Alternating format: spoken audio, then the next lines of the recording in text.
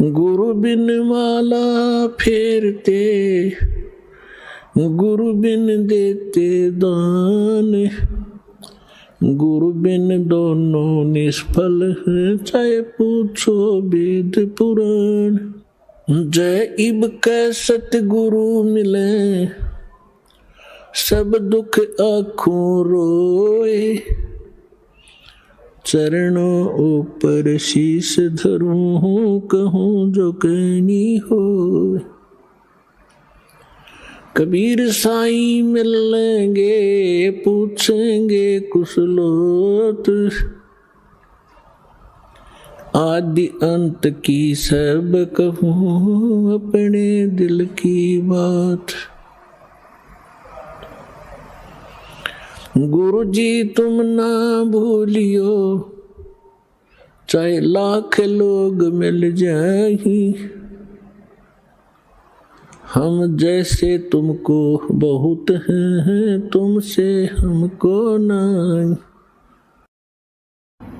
परम पिता परमात्मा पूर्ण ब्रह्म, सारी सृष्टि के रचने वाले कबीर परमेश्वर जी की असीम रजा से आप सभी पुण्यात्माएं सत्संग सुनने के लिए उपस्थित हुए। सौभाग्य आपका कि कुछ समय परमात्मा की महिमा सुनने का अवसर आपको प्राप्त हुआ। बहुत ही अच्छी किस्मत पाई है आप जी ने, और आपको वो सत्संग मिल रहा है जो इस विश्व में सबसे दुर्लभ वस्तु है। सभी संतों ने बताया है कि मनुष्य जीवन बहुत ही दुर्लभ है, यानी बड़ी मुश्किल से प्राप्त होता है। मनुष्य जीवन प्राप्त करके सबसे दुर्लभ जो वस्तु है वो सतगुरु है। सतगुरु के विषय में श्रीमद् भगवद गीता अध्याय नंबर 7 के श्लोक 19 में कहा है, गीता ज्ञान दाता ये ब्रह्म है। श्री कृष्ण में प्रवेश करके बोल रहा है और कहता है कि बहुनाम जन्मानाम अंते ज्ञानवान माम परपते। ये क्या बताना चाह रहा है कि जैसे गीता अध्याय नंबर 7 के श्लोक नंबर 12 से लेकर 15 में तो तीनों गुणों की भक्ति, रजगुण ब्रह्मा, सतगुण विष्णु, तमगुण शिव जी की जो साधना करते हैं उनकी सतीथि बताई है तो वो यूजलेस है। फिर गीता अध्याय नंबर 7 के श्लोक 16 से लेकर 18 तक अपनी साधना और साधकों की जानकारी देता है कि मेरी साधना 4 प्रकार के करते हैं।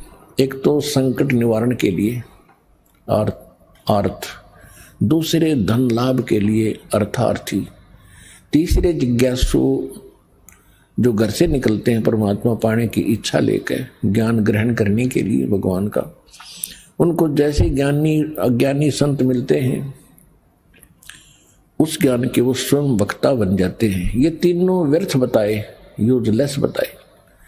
चौथा बताया ज्ञानी। ज्ञानी वो व्यक्ति होता है जिसको ये पक्का निश्चय हो गया कि मनुष्य जीवन सहज से मिलने वाला नहीं है, बहुत मुश्किल से प्राप्त होता है। उसके बाद ज्ञानी को ये ज्ञान हो जाता है, विद्वान पुरुष को, इस मनुष्य जीवन का मूल उद्देश्य मोक्ष है। फिर उसको ये भी ज्ञान होता है कि मोक्ष अन्य देवताओं की उपासना से नहीं हो सकता, एक परमात्मा की भक्ति से मोक्ष होता है। ये ज्ञानी आत्मा होती है। 7वें अध्याय के 18वें श्लोक में गीता ज्ञान देने वाला ब्रह्म कह रहा है कि जो ये ज्ञानी, चौथे प्रकार के जो ज्ञानी आत्मा है, ये बहुत ही उदार हैं, नेक हैं। परमात्मा पाने के लिए इन्होंने समर्पण कर दिया, अपने तन की परवाह भी नहीं की, हजारों वर्ष तक भूखे प्यासे बैठे रहे, लेकिन इनको वो तत्वदर्शी संत नहीं मिला जो चौथे अध्याय के 34वें श्लोक में जिसके बारे में कहा, जिस कारण से ये मेरे वाली घटिया जन्म मरण वाली गति में सचित रहे, अनुत्तम घटिया में। अब ब्रह्म उपासना से कहाँ जाते हैं? ब्रह्मलोक में।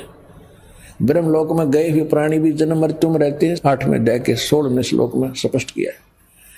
और गीता ज्ञानदाता ब्रह्म खुद कहता है दूसरे अध्याय के 12वें श्लोक में, चौथे अध्याय के 5 और 9 श्लोक में और 10वें अध्याय के दूसरे श्लोक में कि अर्जुन तेरे और मेरे बहुत जन्म हो लिए, आगे भी होते रहेंगे, तू नहीं जानता मैं जानता हूं। गीता अध्याय नंबर 18 के श्लोक नंबर 62 में कहा कि अर्जुन तू सर्वभाव से उस परमेश्वर की शरण में जा, उसकी कृपा से तू परम शांति को और शाश्वत स्थान को प्राप्त होगा, सतलोक को। 15वें अध्याय के 4 श्लोक में कहा कि तत्वदर्शी संत मिल जाने के पश्चात परमेश्वर के उस परम पद की खोज करनी चाहिए, जहां जाने के बाद साधक फिर लौटकर संसार में कभी नहीं आते। तो इससे सिद्ध है कि गीता और है पूर्ण परमात्मा और उसकी साधना तत्वदर्शी संत बताते हैं, वो सतगुरु होते हैं वास्तव में। तो कहने का भाव यह है कि अब हम आते हैं 7वें अध्याय के 19वें श्लोक में। ये क्या कहता है कि बहुनाम जन्मानाम अन्ते ज्ञानवान माम प्रपद्यते, कि बहुत बहुत जन्मों के किसी अंत के मनुष्य जन्म में, एकाध मनुष्य जन्म में ये ज्ञानी आत्मा, ज्ञानवान बुद्धिमान व्यक्ति ब्रह्म तक की साधना, मेरे तक की साधना करते हैं मुश्किल से। और ये बताने वाला साधु वासुदेव सर्वमिति सहमात्मा सो दुर्लभ है। ये बताने वाला संत कि न तो ब्रह्मा विष्णु महेश अन्य देवी देवताओं की भक्ति से मोक्ष होगा, ये वासुदेव नहीं है, ये सर्वशक्तिमान नहीं है, ये सब के ऊपर मालिक नहीं है। वासुदेव का अर्थ है जिसका वास, जिसका निवास, जिसकी प्रभुता सबके ऊपर हो, ओवरऑल कंट्रोलर। श्री कृष्ण जी वासुदेव नहीं थे, ये तो वासुदेव इसके पिता का नाम था। वेदों में परमात्मा की उपमा लिखी है, उसमें वासुदेव लिखा है। तो ये हमारे ऋषि लोग उन्हीं सदग्रंथों से अच्छा नाम चुनकर बच्चे का रख देते थे। श्री कृष्ण वासुदेव नहीं था, वो तो वासुदेव का बेटा था, एक व्यक्ति का। वासुदेव परमात्मा की उपमा है जिसकी प्रभुता सबके ऊपर है। ब्रह्मा विष्णु महेश एक एक विभाग के एक ब्रह्मांड में 3 लोकों पर मालिक हैं। ये कुल के मालिक वासुदेव नहीं है। रजगुण विभाग के ब्रह्मा जी, सतगुण विभाग के विष्णु जी, तमगुण विभाग के शिव जी। और ये कौन से? पृथ्वी लोक, स्वर्गलोक और नीचे पाताल लोक, इन 3 लोकों पर इनका प्रभुता, इनकी प्रभुता है। और एक ब्रह्मांड में और भी लोक बहुत गने हैं, वहां भी इनका कोई जोर नहीं है, वहां ये ब्रह्म खुद कंट्रोल करता है। ऐसे ऐसे 21 ब्रह्मांड है। तो जो ब्रह्मा विष्णु महेश केवल इन 3 लोकों में एक एक विभागीय मिनिस्टर है। ये कुल मालिक नहीं है, ये वासुदेव नहीं है। इनके पिता ब्रह्म है, ज्योत स्वरूपी निरंजन काल है, इसको सरपुरुष भी कहते हैं। ये 21 ब्रह्मांड का मालिक है और 21 ब्रह्मांड का मालिक है, ये कुल का मालिक नहीं है। इसके बाद गीता अध्याय नंबर 15 के श्लोक नंबर 16 और 17 में 3 पुरुष यानी 3 परमात्मा बताए हैं, 3 प्रभु बताए, स्वामी। एक तो सरपुरुष, ये 21 ब्रह्मांड का स्वामी है, और दूसरा अक्षर पुरुष है, वो 7 संख ब्रह्मांड का स्वामी है। वो कुल का मालिक नहीं है, वो वासुदेव नहीं है। फिर 15वें अध्याय के 17वें श्लोक में कहा कि उत्तम पुरुष तू अन्य परमात्मा इति उदाहरते है, ये लोग त्रिम अविश्य विवर्ती अवेश्वर है। श्रेष्ठ परमात्मा पुरुषोत्तम तो इन दोनों से कोई और है, सरपुरुष और अक्षर पुरुष से। गीता अध्याय नंबर 8 के श्लोक नंबर 1 में अर्जुन ने पूछा कि आपने जो 7वें अध्याय के 29वें श्लोक में तत्ब्रह्म की जानकारी बताई है, वो तत्ब्रह्म क्या है? 8वें अध्याय के 3रे श्लोक में उत्तर दिया है गीता ज्ञान देने वाले इस ब्रह्म ने कि वो परम अक्षर ब्रह्म है। तो अब हम आते हैं 7वें अध्याय के 19वें श्लोक पर। बहुनाम जन्मानाम अन्ते ज्ञानवान माम प्रपद्यते, बहुत बहुत जन्मों के अंत के किसी एकाध जन्म में ये ज्ञानी आत्मा मेरे तक पहुंचते नहीं तो आन उपासना में ही लगे रहते हैं। कोई देवी देवता, कोई मंदिर मस्जिद, यहीं तक सीमित हो जाते हैं।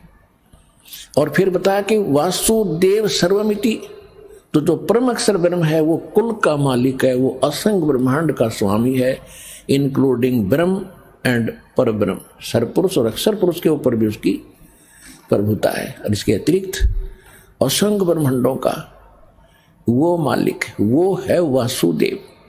तो 7वें अध्याय के 19वें श्लोक में गीता ज्ञान देने वाला ब्रह्म कह रहा है कि बहुत बहुत जन्मों के अंत में कोई ज्ञानी आत्मा मेरे तक पहुंचता है भक्ति में, नहीं तो नीचे वालों की ही साधना करते रहते हैं।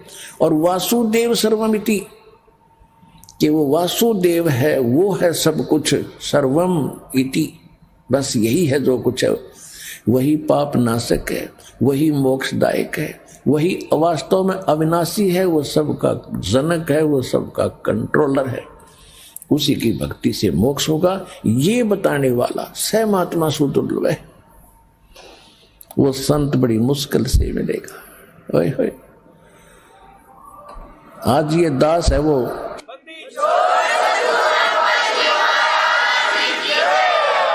और आपकी कितनी अच्छी किस्मत है कि आज ये दास आपको सुलभ हुआ। धन्य है आपके माता पिता जिनसे आपका जन्म हुआ। इसी के विषय में सूक्ष्म वेद में कहा कि एक पंजाब का रहने वाला एक राम राय उर्फ झुमकरा, गांवों में 2 नाम रख लेते हैं व्यक्तियों के कई बार। उसका विशेष नाम था राम राय।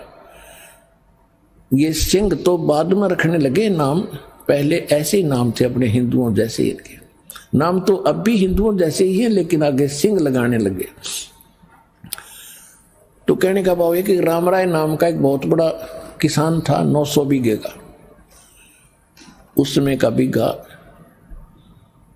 बहुत बड़ा होता था, वर्तमान का 5 बीघे का 1 एकड़ बनता है। तो कहने का भाव ये है कि वो भगवान के चाहने वाला था। गरीबदास जी का कोई शिष्य, जब गरीबदास जी छुड़ानी विद्वान थे, आदरणीय गरीबदास साहिब जी को परमात्मा मिल चुके थे, उनसे ज्ञान प्राप्त ऊपर सतलोक सचखंड सब देख कर वापिस आ चुके थे। उसके बाद उन्होंने ये अमृतवाणी का लेखन कार्य करवाया था। उस वाणी से कुछ वाणी सिलेक्ट करके, जैसे ब्रह्मवेदी, मंगलाचरण, ये उनके शिष्य सुबह किया करते थे नित्यनेम रूप में, जैसे हम करते हैं। तो उनका एक शिष्य वासियर गांव, लुधियाना के पास है वासियर गांव, वहां पर गरीबदास जी के नाम से एक कुटिया भी बनी हुई है वासियर गांव पंजाब में। तो वहां एक वो गरीबदास जी का शिष्य, गर्मियों का मौसम था, रास्ते चल रहा था, रात्रि में वो वहां रुक गया रात ने वृक्ष के नीचे। सुबह नहा धो के और सुबह का नित्य नियम करे था। उधर से ये राम राय अर्थात झुमकरा सुबह फ्रेश होने के लिए घूमने के लिए निकला था ब्रह्म मुहूर्त में। जब वो फ्रेश फ्रूश होकर आया, उसने देखा कि कितनी अच्छी वाणी जो आत्मा को खींच रही है, ये कौन बोल रहा है। क्योंकि ये लोग सरदार लोग जो सिख हैं, वाणी के बड़े ज़्यादा कायल हैं, बहुत अच्छी तरह सुनते हैं, जल्दी इनको प्रभावित होते हैं इससे। तो उन्होंने देखा कि ये वाणी तो एक विशेष है जो खींच रही है आत्मा को। उसके पास जाकर बैठ गया। जब उस भगत ने अपने सारा नित्यनेम कर लिया, तब उसने पूछा झुमकरा जी ने कि हे भक्त, ये वाणी किसकी है। उन्होंने बताया कि हमारे पूज्य गुरुदेव जी की वाणी है। ये संत विद्यमान है वर्तमान में। हाँ जी, ये आज मैं अपने शरीर के अंदर है। और छुड़ानी गांव पूरा एड्रेस बता दिया, उन्होंने लिख लिया। एक दिन के अंदर वो छुड़ानी पहुंच गया। गरीबदास जी के साथ चर्चा हुई और गरीबदास जी ने फिर सारा ज्ञान बताया। नानक साहिब जी को कौन मिले थे, कहाँ मिले थे, कैसे मिले थे, वो कौन है, वो परमात्मा है, सारी कहानी बताई। हम सुल्तानी नानक तारे दादू को उपदेश दिया, जात जुलाहा भेद न पाया, वो काशी माहे कबीर हुआ। अनंत कोट ब्रह्मांड का एक रति नहीं भारे, सतगुरु पुरुष कबीर हैं ये कुल के सिरजनहार। जब खूब ज्ञान सुन लिया, सृष्टि रचना सुनाई, तब उस झुमकरा ने कहा था कि हे मालिक, हे भगवान, हे महात्मा जी, ऐसा ज्ञान तो आज तक कोई सुनाने वाला नहीं मिला। तब गरीबदास जी ने कहा था कि गुरु बिन काहुन पाया ज्ञाना, जो थोथा बुछड़े मूड किसाना। गुरु बिन वेद पढ़े जो प्राणी, समझन सार रहे अज्ञानी। तत्व भेद कोई ना कहे रे झूमकरा, यू पैसे ऊपर नाच सुनो राई झूमकरा। कोटों मध्य कोई नहीं रे झूमकरा, अरबों में कोई गर्क सुनो राई झूमकरा। कि इस ज्ञान के जानने वाला जो मैं तुझे सुना रहा हूं, करोड़ संतों में नहीं मिलेगा, अरबों में मिलेगा तुझे, अरबों में। उसमें गरीबदास जी अरबों में ही थे, अकेले ही संत थे, लेकिन उस समय उनको ये सारे नाम देने का आदेश नहीं था। फिर उन्होंने बताया कि करोड़ों में भी कोई संत तुझे नहीं मिलेगा इस ज्ञान का जानकार, अरबों में मिलेगा, अरबों में। कोई गर्क mean complete in all respect, यानी सारे ज्ञान से संपूर्ण ज्ञान भी हो और भक्ति समाधान भी हो, कंप्लीट मंत्र भी हो जिसके पास। हमारे ये क्योंकि गरीबदास जी किसान थे, जाट थे, गांव छुड़ानी के, हरियाणा के। हरियाणा की लैंग्वेज में इन्होंने वो परमात्मा की महिमा अधिक बोली है। गर्क का अर्थ होता है, जैसे हमारे देसी हरियाणवी भाषा में कहते हैं कि ये लड़का ताकत में, हंगे में गर्क है। हंगे में यानी हंगा माने ताकत, जैसे कोई पहलवान हो तो उसने नो कहा करते भाई वो तो ताकत में गर्क है। गर्क माने कति गच है, यानी घना शक्तिशाली है। और दूसरे कहा करते जिसके पास घना धन होता है, यूं कहा करते यूं तो धन में गर्क है, यानी ज्यादा धनवान होता। तो यहाँ उसी लैंग्वेज को प्रयोग करते हुए कहा है कि कोटों मध्य कोई नहीं रह झूमकरा, अरबों में कोई गर्क के। इस ज्ञान में गर्क यानी कंप्लीट ताकत और खूब धनवान इस ज्ञान का और भक्ति शक्ति का कोई अरबों में एक मिलेगा। आज सारे संसार की आबादी 7 अरब के आसपास बताते हैं मनुष्यों की, तो इन 7 अरब में एक दास है जो इस ज्ञान का जानकार है, विश्व में कोई नहीं।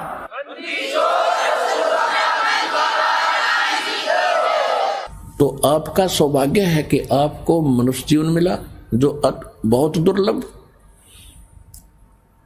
और वो सतगुरु मिल गया।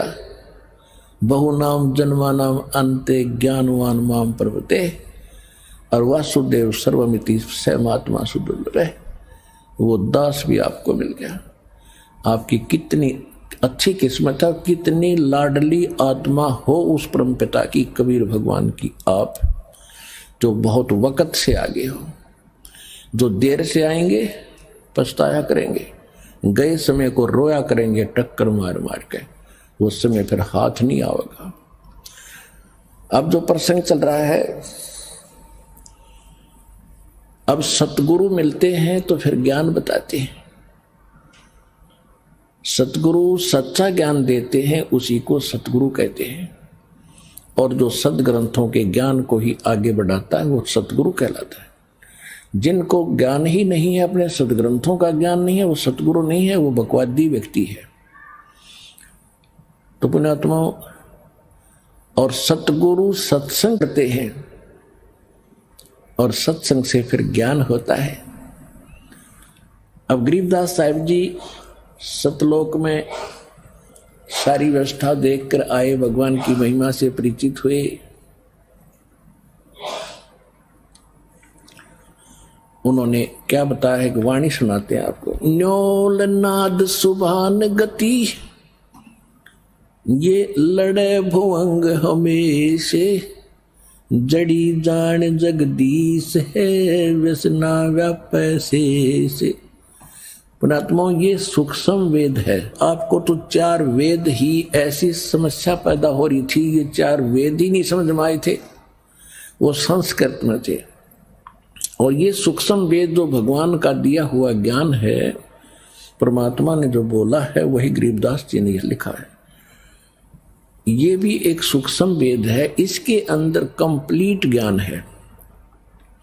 जैसे गीता अध्याय नंबर 4 के श्लोक 32 में कहा है कि परमात्मा स्वयं परम अक्षर ब्रह्म आकर अपने मुख कमल से जो ज्ञान देता है, उस ज्ञान के अंदर यज्ञों की यानी धार्मिक अनुष्ठानों की जानकारी विस्तार से कही गई है। और उसको जानने के बाद फिर सब पापों से जीव मुक्त हो जाता, वो सूक्ष्म वेद है। चौथे अध्याय के 34वें श्लोक में कहा कि उस तत्व ज्ञान को जो भगवान खुद बताता है, तत्वदर्शी संत जानते हैं, उनसे दंडवत प्रणाम करके कपट छोड़कर प्रसन्न करने से वो तत्वदर्शी संत तुझे तत्व ज्ञान का उपदेश करेंगे। तो अब ये सूक्ष्म वेद है, इसको समझना बड़ा कठिन है। इस दास पर दया करी उस परम पिता कबीर भगवान ने, इस दास की बुद्धि खोली इस मालिक के गूढ़ रहस्यों को समझने और आपको समझाने के लिए। न्योली न्योल, नेवले को कहते न्योल देसी भाषा में, अरवाणी भाषा। न्योल नाद सुभान गति, ये लड़े भुवंग हमेशे, जड़ी जान जगदीश है, व्यसनी व्यापै शेष। अब देखो एक पंक्ति है दाता के ज्ञान की, और इसमें कितना गूढ़ रहस्य छुपाया है कि जिस भगत के पास ये यथार्थ मंत्र सत भक्ति सतनाम जिसके पास उपलब्ध है, वो एक ऐसा सुरक्षित हो गया जैसे एक नेवला होता है। नेवला आप समझते हो, नेवला, उस नेवले की कितनी लंबाई होती है, ज्यादा से ज्यादा वो 8-9 इंच लंबा होता, समेत पूछड़ के दूम समेत, और चूहे से थोड़ा सा बड़ा होता है। और वो सर्प के साथ लड़ता है। सर्प लगभग 10-10 फुट 12-12 फुट लंबा हो जाता है और उससे कई गुना ताकतवर होता है। अब वो उससे कैसे लड़ता है? वो ऐसे स्थान पर उस सर्प को छेड़ता है जहां पर किसी झाड़ी में, बोझड़े में एक जड़ी होती है, नाग दमन जड़ी नाम है उसका, नाग दमन, और उसमें से महक निकलती है। वो नेवला क्या करता है, वहां उस जड़ी को सूंघ कर आता है, श्वास रोक लेता है और उधर से सर्प को छेड़ जाता है। सर्प उसके लिए ऐसे तैयार होता है, डंक फन उठा करके। अब नेवला उसके निकट आकर के वो जड़ी जो सूंघ कराया था वो श्वास छोड़ देता है। उस जड़ी के सामने सर्प को चक्कर आने शुरू हो जाते हैं उसकी नाकों में जाते ही, और वो अपनी जान बचा के भागने की सोचता है। फिर नेवला उसकी मुंडी पर बैठ जाता फन के ऊपर, और साथ में वो श्वास भी छोड़ता रहता है, और फिर उसको पकड़ के मार देता है। अब नेवले के पास वो जड़ी है तो वो उसको काबू कर पाया, इतने लंबे अजगर को। इसी प्रकार ये काल जो है एक सर्प है और जीव एक नेवले जैसा वो छोटा प्राणी है। इसकी ताकत के सामने जिसके पास ये सतनाम रूपी जड़ी है, नाग दमन, वो फिर इस काल पर विजय पा लेगा।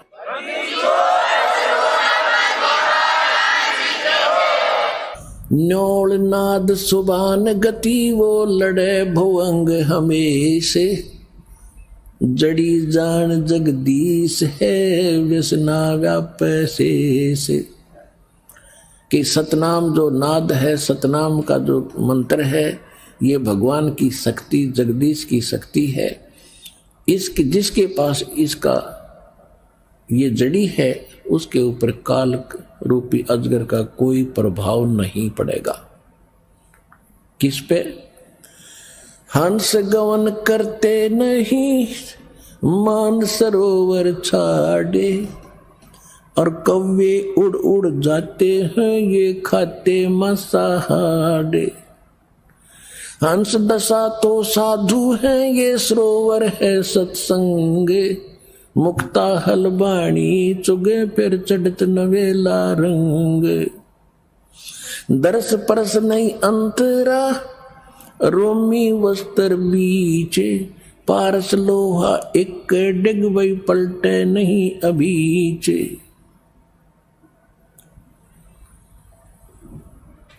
अब क्या बताते हैं कि हंस गवन करते नहीं मान सरोवर छाड़।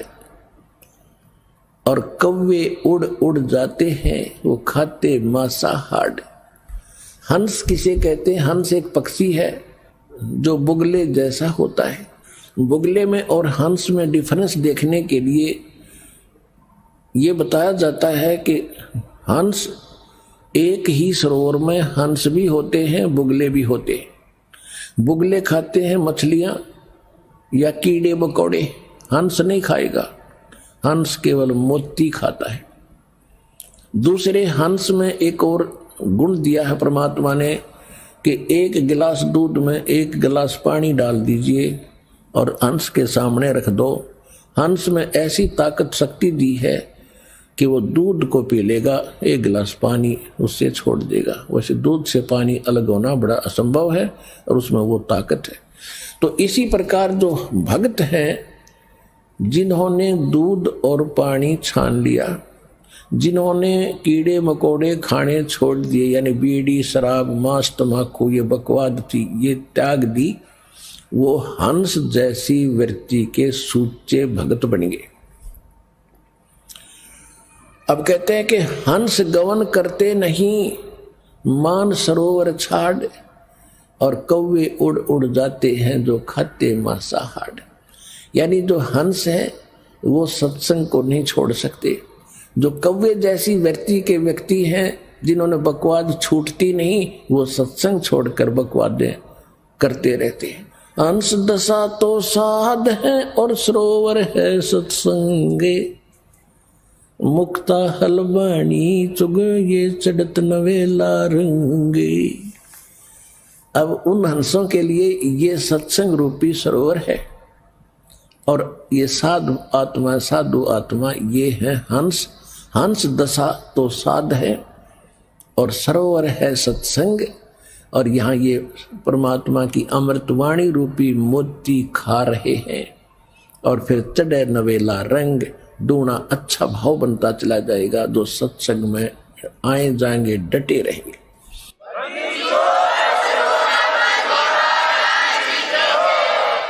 और हंस गवन करते नहीं, हंस गवन हंस नहीं जाते मान सरोवर छाड़े। ये कौवे उड़ उड़ जाते हैं वो खाते मांसाहार। तो जो पुण्यात्मा परमात्मा के चरणों में आगे ज्ञान समझ लिया, फिर संसारिक कार्यों में उनकी रुचि नहीं रहेगी। कौन से कार्य? जो कुरीतियां हैं, विवाह शादी में बकवाद नाचना गाना, दहेज देकर अपनी फोकट में बनाना, फिर कर्जे में दबा रहना, ये इस तरह की बकवादें, शराब मांस तम्बाकू और इन राजनीति में धक्के खाना, ये हंस नहीं करेंगे, भक्त नहीं कर सकता। वो तो कौवे जैसे लोग हैं जिनको वृत्ति ही गलत है, वो ही सत्संग छोड़ के इन बकवादों में जाते हैं। अब फिर क्या बताते हैं?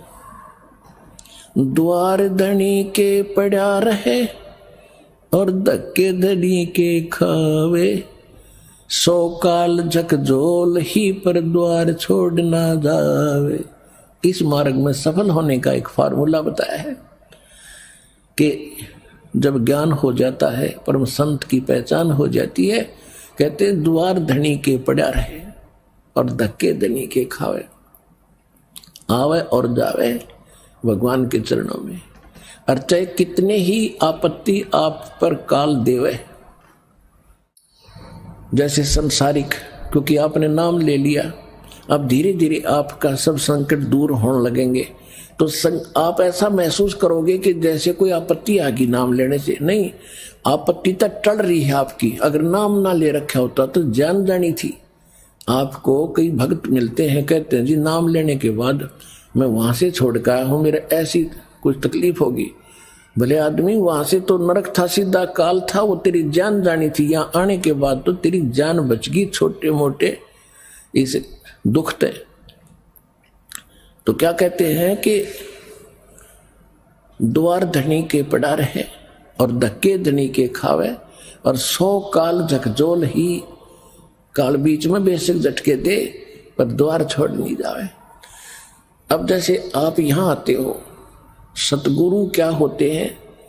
एक सतगुरु की उपमा ये भी है कि सतगुरु एक धोबी है और जीव है एक कपड़ा जो संसार के कर्मों में घना मैला हो गया। अब धोबी किसी का कपड़ा धोने के लिए आता है, राजा का भी होता है, अधिकारियों के भी होते हैं। उन सभी कपड़ों को कैसे धोता था वो? पहले तो उनको जल में भिगोता था और फिर उन्हें पकड़ कर पत्थर पर पट्टाए मट मारा करता, गद्दाए गद, जब तक मैल ना छूट ले। इतने मुक्कियां गिल्ला लातों के साथ और फिर पत्थर पर पटक पटक मारे। तो उस कपड़े का दुश्मन नहीं है। और वो कपड़ा न्यू क्या बता, मैं तो गढ़ दिया इसने, यू क्या कराया? तो वो मैल निकाल रहा है आपके अंदर से, दोष निकाल रहे हैं परमात्मा। परमात्मा की शरण में आने के बाद छोटी मोटी कोई हरकत होती है तो गॉड गिवन समझना कि आपको पटका जा रहा है उस धोबी के गांठ की तरह।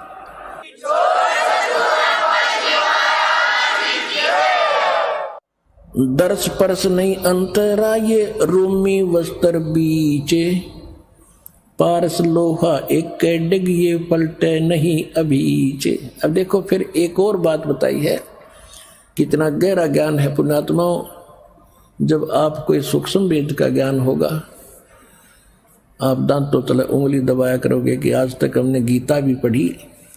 गीता हम इसलिए पढ़ाते हैं कि आप ये समझ सके कि जो ज्ञान पवित्र गीता जी देते हैं, जो पवित्र वेद बताते हैं, पवित्र पुराण बताते हैं, पवित्र ग्रंथ बताते हैं, वही ज्ञान परमात्मा ने 600 वर्ष पहले लिखवा रखा था। और उनको अशिक्षित कहते थे, वो तो वेद शास्त्र जानते भी नहीं थे। तो इससे सिद्ध होगा कि वो परमात्मा थे जो सब सदग्रंथों के परिचित भी थे, और उनसे भी हटकर जो उनमें ज्ञान नहीं वो भी बता दिया। तो भगवान बिना ये ज्ञान बताया नहीं जा सकता। तो परमात्मा को पहचानने का एक ये भी फार्मूला है, एक पॉइंट है। तो क्या बता रहे हैं?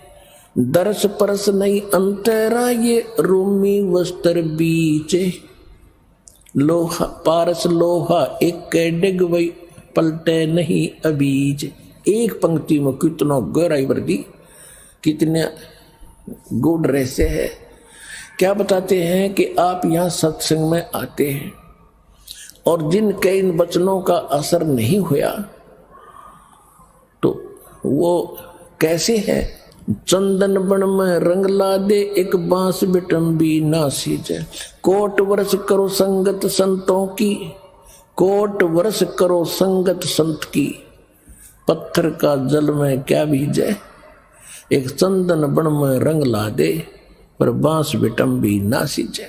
क्या बताते हैं कि जैसे सत्संग में भी आते हैं और फिर विकार भी करते हैं, उनके बारे में बताया है कि जैसे करोड़ वर्ष करो संगत संत की, संतों की, पत्थर का जल में क्या भीजे। जैसे पत्थर को जल में डाल दे चाहे 20 फुट नीचे गहराई में, और निकालने के बाद फिर दोनों टुकड़ों को तुरंत ही ऐसे रगड़ दो, तुरंत आग पाटेगी, चिंगारी पाटेंगी, निकलेंगी। इससे सिद्ध हुआ कि जल से तो असर होना चाहिए था, वो अंगारी नहीं पाटनी होनी चाहिए थी, नहीं निकलनी चाहिए थी, लेकिन उसके जल का असर नहीं हुआ, वो न्यों का न्यों पड़ा है, एज इट इज विकार उसमें। इसी प्रकार जो सत्संग में आते हैं उनको कहते हैं करोड़ वर्ष करो संगत संतों की, और पत्थर का जल में क्या भीजे, क्या भीगे, और चंदन बन में रंग ला दे, एक बांस बिटम्बी ना सिजे। ये सुख संवेद की वाणी है, गरीबदास साहिब जी की वाणी है। क्या बताया कि जैसे चंदन का पेड़ होता है, आसपास के चाहे नीम हो, जंडी हो, कोई पीपल हो, उन सभी आसपास के पेड़ों को अपनी महक छोड़ छोड़ के अपनी सुगंध युक्त कर देता है और वो भी चंदन जैसी महक देने लग जाते हैं। लेकिन बांस बंबू जिसकी लाठी बने हैं, कहते वो बांस चाहे उसके साथ उग गया चंदन के, बांस का असर नहीं होता। तो क्या बताते हैं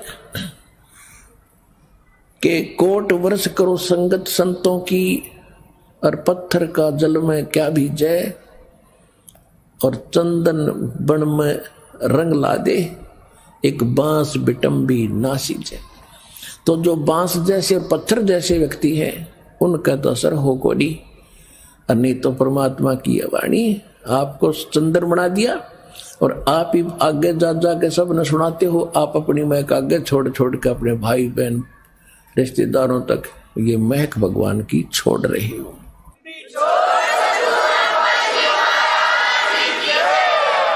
अब क्या बताते हैं कि यहां आते भी हैं और सही ढंग से लगते रही। उसके विषय में बताया कि दर्श परस नहीं अंतरा और रूमी वस्त्र बीच। जैसे एक पत्थर होता था जिसको पारस पत्थर बोलते, और उस पारस पत्थर में पत्थर जैसा ही होता है, उसकी पहचान नहीं हो सकती। उसकी पहचान यही है कि जिस समय वो लोहे से टच होता है तो पूरे उस लोहे के उस गट्ठे को, जैसे ये गाडर का बिठा दिया किसी कोने में, गाडर होते ना, गाडर आपने देखे कड़ियों की तरह लोहे के गाडर होते हैं लंबे लंबे, एक गाडर का कहीं भी बिठा दिया, टच कर दिया तो पूरे गाडर को सोना बना देता वो। अब क्या कहते हैं कि उस पारस पत्थर और लोहे के बीच में कतीनों साथ साथ रखे हो और उनके बीच में इतना अंतर हो जैसे पहले एक रोम से बनकर कपड़ा आता था बहुत पतला। अब क्या कहते हैं कि यदि पत्थर को, उस पारस को और लोहे को बिल्कुल निकट रखा हुआ है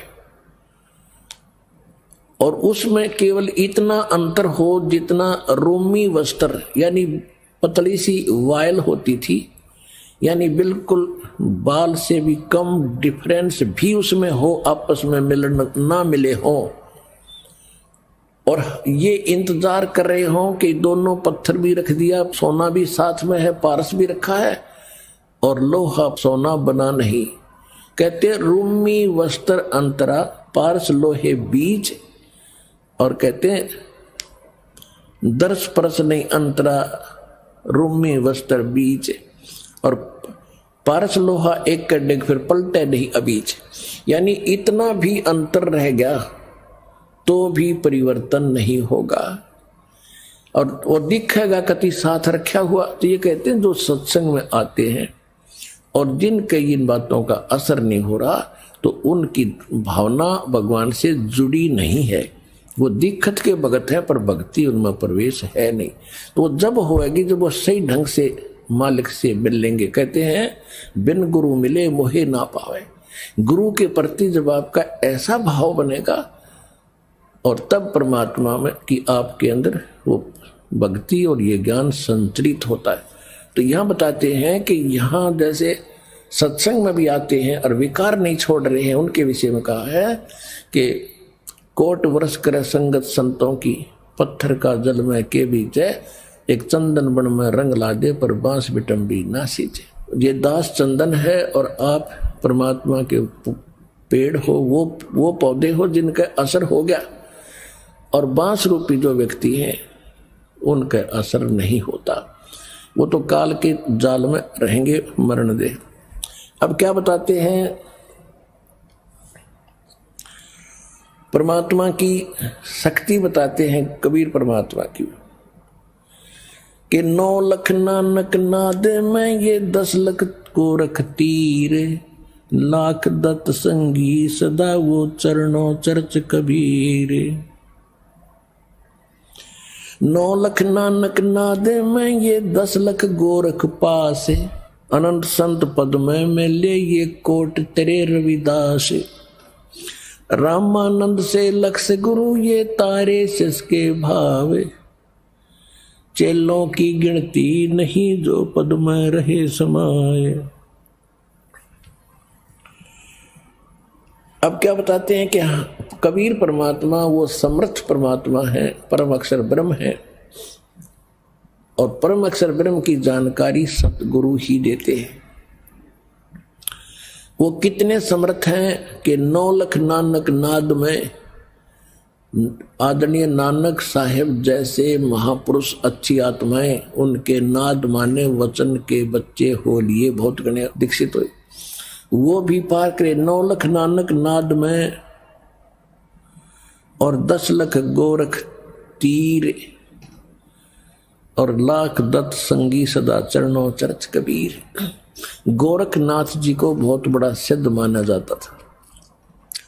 गोरखनाथ जी को सिद्धों में सबसे ताकतवर सिद्धि वाला माना जाता रहा है।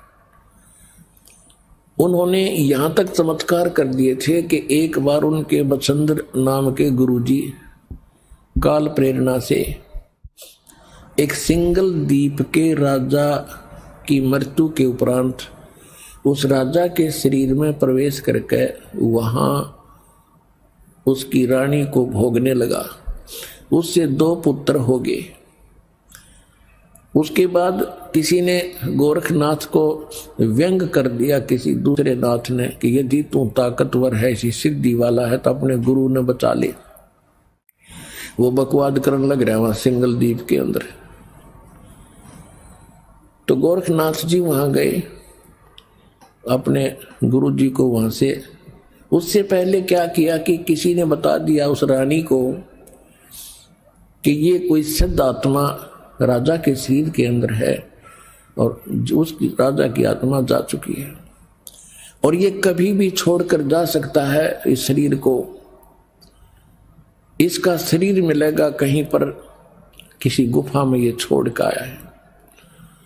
तो रानी ने नौकरों को आदेश दे दिया, क्योंकि उसने तो राजा चाहिए था, शरीर चाहिए था, चाहे उसमें कोई आत्मा हो। रानी ने ऐसा आदेश दे दिया कि कोई भी किसी संत का कोई शरीर मिला उसको फूंक दो। सभी ने घूम फिर कर, नौकरों ने गुफा में एक शरीर पाया, उसको जला दिया, वहीं पर राख कर दिया। रानी निश्चिंत होगी। फिर गोरखनाथ गए। गोरखनाथ जी पहुंच गए वहां पर। गोरखनाथ क्योंकि वहां जाने नहीं दिया गोरखनाथ जी को, तो उसको मना कर दिया था रानी ने। मुनादी चारों तरफ पहरे छोड़ दिए थे सीमा के ऊपर, कोई संत नहीं आ जा, क्योंकि साधु संतों ने यह भी बता दिया था कि एक गोरखनाथ नाम का इन मच्छंद्र जी का शिष्य है, वो आकर इनको निकलवा सकता है यहाँ से। तो रानी ने चारों तरफ सीमा पर भी ये पहरे बैठा दिए थे कि कोई साधु संत मेरी इस नगरी में प्रवेश ना हो जा। चारों तरफ कति बाढ़ लगा दी थी, एक गेट थाने का वहां पर पहरे छोड़ दिए थे। एक बार मच्छंद्र जी से उस रानी को पुत्र हुआ। फिर पुत्र का जन्मदिन हुआ किसी दिन। उसमें गाने बजाने के लिए बाहर से मंडली जानी थी, और गोरखनाथ ने पहुंचना था। गोरखनाथ को जाने नहीं दे रहे थे। गोरखनाथ जी ने एक ढोलकी बजाने वाले के 10 लगा दिए सिद्धि थे। वो बाहर से जो मंडली आई थी बाजे बूजे बजाने वाली, और इतने 10 लगा दिए कि वो चल नहीं सके। तो वो चिंतित हुई मंडली के राजा के यहाँ जाना था, हमारी तो सजा भी होगी, पैसे भी ना मिल रहे। तब गोरखनाथ जी ने कहा, भी क्या बात है, क्यों चिंतित हो? कि ऐसे ऐसे हमारे एक साथी के 10 लग गए, राजा के यहाँ जाना है, और एक ढोलक किया बिना बात बने नहीं ना। गोरखनाथ बोले, मैं बजा दूंगा तो ढोलकी तुम्हारी। बोला ठीक है। तो उन्होंने बजवा के देखी, सुर में सुर मिला दिया, अगर बढ़िया काम चल गया। अब वहां आगे मच्छंद्रनाथ बैठा राजा के शरीर में, अफलातून पाक्या सिंहासन पर, रानी बैठी बराबर में, दोनों 2 बच्चे हो गए थे, दोनों बच्चे गोदी में।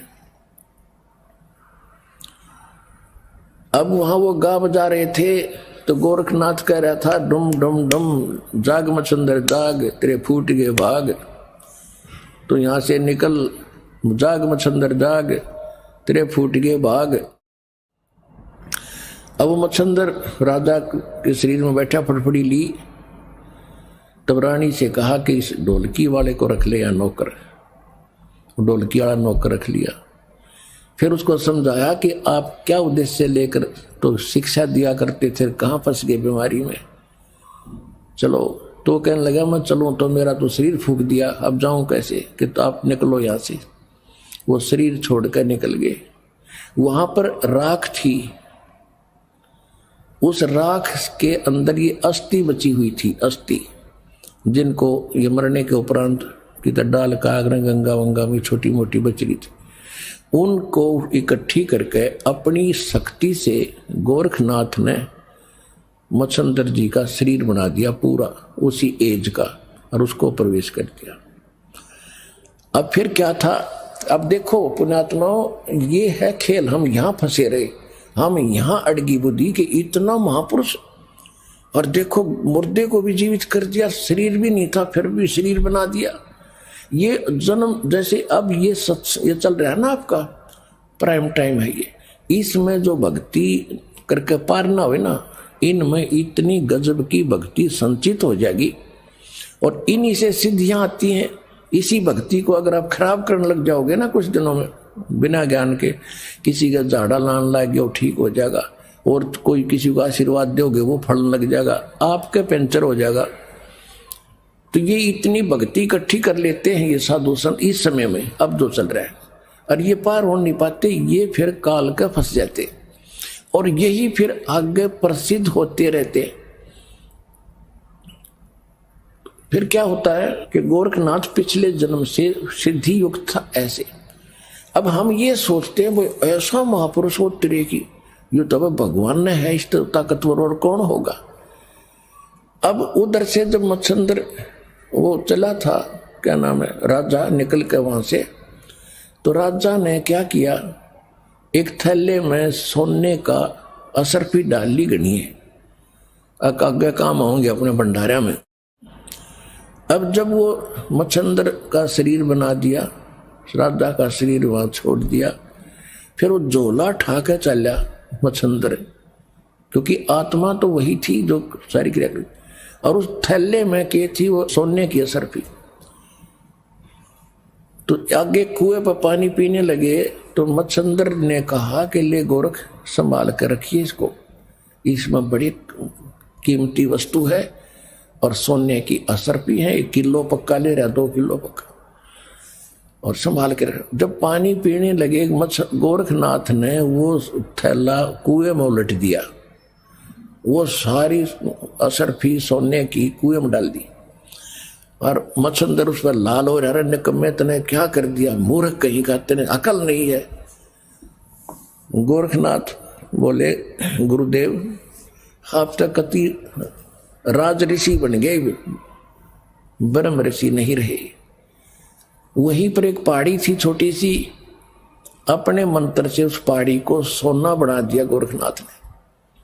अब मच्छंदर को कहा कि ले गुरुदेव इन ठाले जितने डले चाहिए तेरे को। अपने आत्मा दास आपको कहाँ लाना चाहता है, यहाँ एक पंक्ति है कि 9 लाख नानक नाद में और 10 लाख गोरख तीरे, लाख दत्त संगी सदा वो चरणों चर्च कबीरे। कि हमारे कबीर साहब कितने शक्तिशाली हैं, उनमें कितनी ताकत है, ये गोरख जैसे तो उनके चरणों में पड़े रहते हैं, पास सिंह भी नहीं उनके। जिसकी शरण में आप हो दास वहां लाना चाहता है। अब क्या होता है, ऐसा सिद्ध पुरुष और जिसने ऐसी करामात कर दी, लेकिन वो पिछले जन्म जन्म के पुण्य संग्रहित थे इस समय के। आपको बहुत बार सुना है गरीबदास जी की वाणी में है कि शब्द महल में सिद्ध 24 हंस बिछोड़े विश्व बीसा। हमारे इस मंत्रों में यहाँ की तो अष्ट सिद्धि प्रसिद्ध है, हमारे ये इस मंत्र से साधना से 24 सिद्धियां आ जाएंगी आप में, पर इनको प्रयोग ना करना। इन सिद्धियों की ताकत, सिद्धि बिना भी बात नहीं बने, सिद्धि से ही तो हमारी भक्ति रूपी जहाज चलेगा।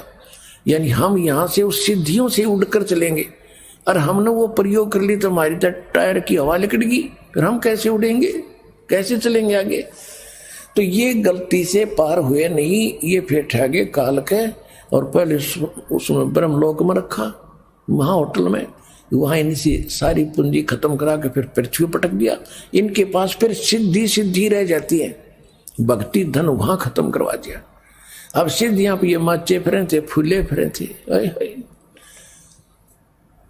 तो इस प्रकार इस ज्ञान को समझ के फिर आप आगे बढ़ोगे, इन नकलियों के से भ्रमित नहीं हो पाओगे। तो फिर क्या हुआ, गोरखनाथ शरीर छोड़कर चला गया।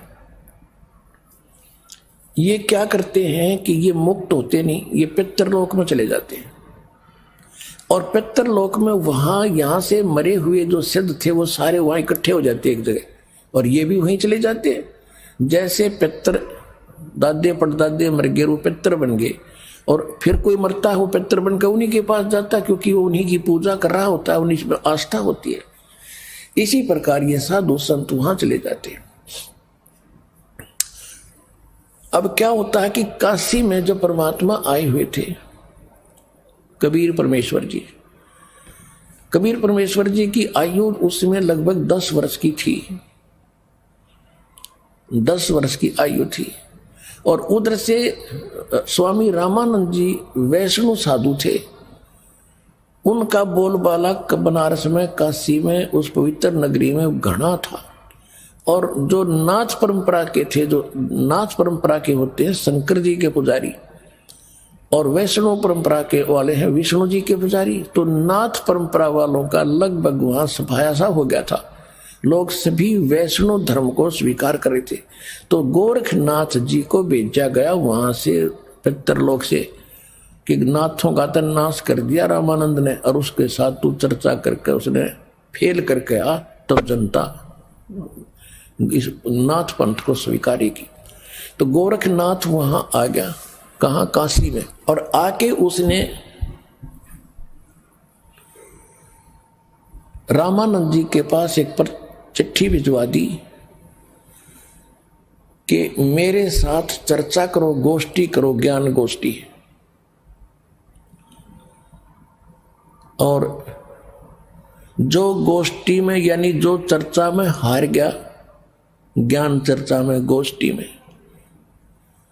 तो वो जीतने वाले का शिष्य बनेगा, और जितने उसके शिष्य होंगे वो सारे उस जीतने वाले के शिष्य बनेंगे। अब रामानंद जी के पास केवल ज्ञान था, और उसके पास केवल सिद्धि थी। इस बात का स्वामी रामानंद जी को पता था कि लोग चमत्कार को ज्यादा मानते हैं, और वो जाते ही कोई सिद्धि दिखा देगा और सभी ताड़ी पीट देंगे, और मैं हारूंगा, वो जीतेगा, और नाश होगा, बैठा बैठेगा भक्ति मार्ग का।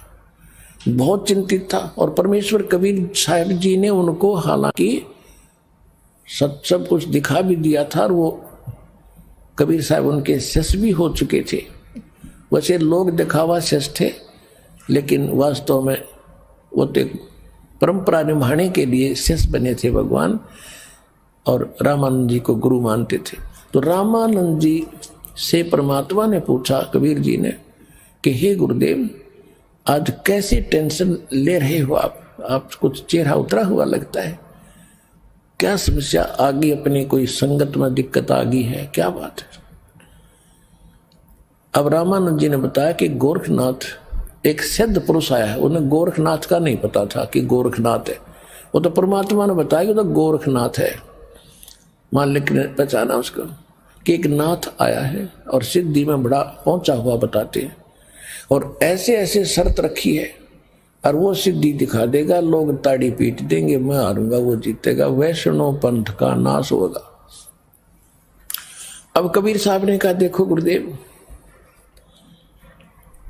वो भी संत हैं, आप भी संत हैं, हम आपके साथ चलेंगे, कोई बात नहीं, हार जीत तो होती ही है, देखते हैं उनको क्या कुछ ज्ञान गोष्ठी होती है। रामानंद जी को भी बुद्धि बदली, परमात्मा ने हिम्मत दी, वो जान गए। अगर जब कबीर साहब कह रहे हैं तो ये कोई बात नहीं, चिंता का विषय नहीं। कहने लगे ठीक है बच्चा चलो।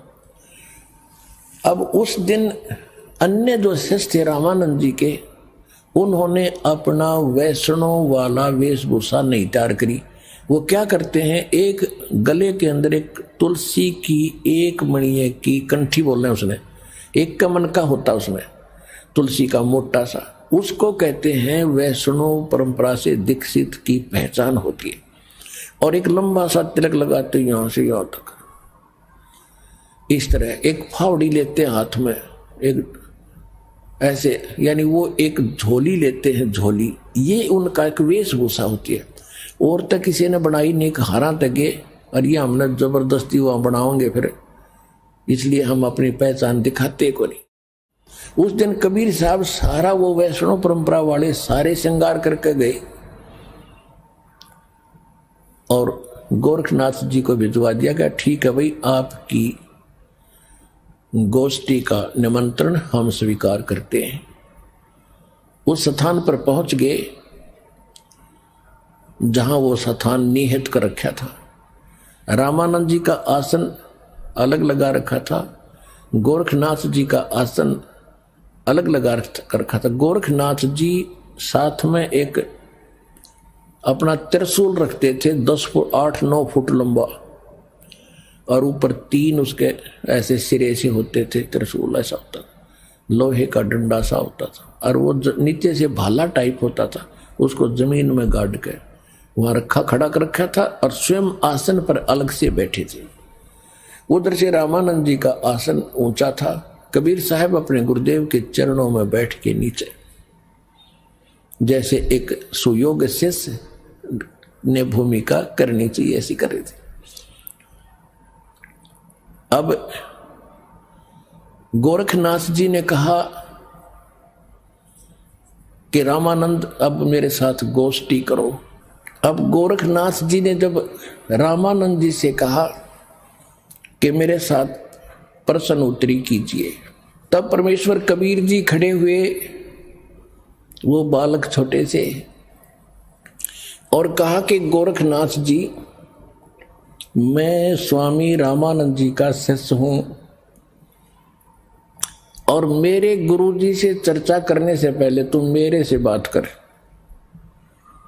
मेरे से निमट। गुरु जी तक बहुत बड़ी बात होती है, मेरे से कर बात। अब गोरखनाथ जी ने कहा कि तू कब से वैष्णव बन गया, कल का बालक है, 5-10 वर्ष का बालक है तू, और गोष्ठी करेगा गोरखनाथ के साथ, तो कब का, तेरी उम्र भी क्या है। अब थोड़ी सी वाणी सुनाते हैं आपको, फिर उसके बाद कथा सुनाएंगे।